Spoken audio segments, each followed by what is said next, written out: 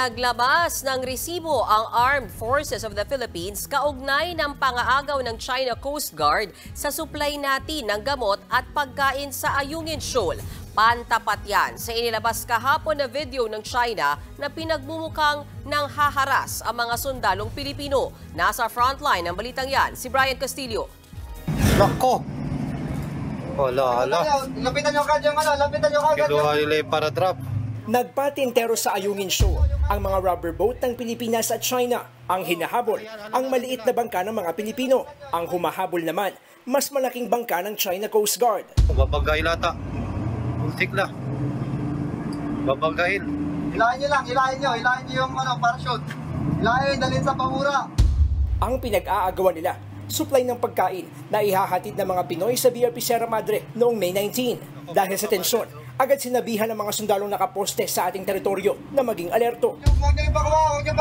Yung mga baril natin, standby dyan sa Gantab. Sa dulo ng video, kitang lumapit pa ang isa sa mga tauhan ng China Coast Guard na akmang aagawin ang supply sa kabilang rubber boat.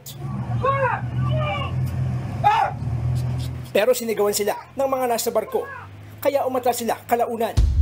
Ang video na yan na inilabas ng Armed Forces of the Philippines ay nagbibigay linaw sa 27 seconds na video inilabas kahapon ng China kung saan pinalalabas na tinutukan daw ng baril ng mga sundalong Pilipino ang China Coast Guard sa BRP Sierra Madre. Giit naman ng AFP.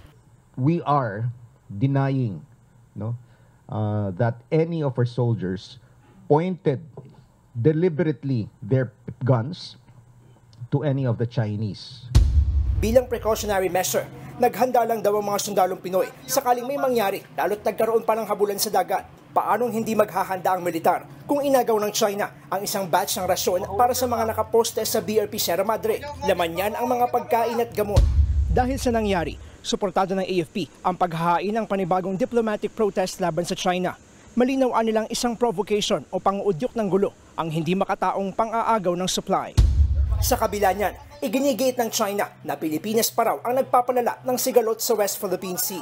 Pero kahit nang-gaslight ang China at ayaw nilang tumigil sa panghaharas, mananatiling mapagpasensya ang Pilipinas.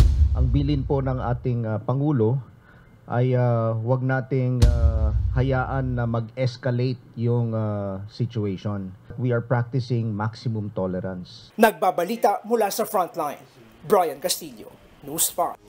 Mga kapatid, may Los Baños po. Huwag magpahuli sa mga balita at impormasyong dapat ninyong malaman. Para sa mas malawak na balitaan at diskusyon, mag-follow at mag-subscribe sa social media pages ng News 5.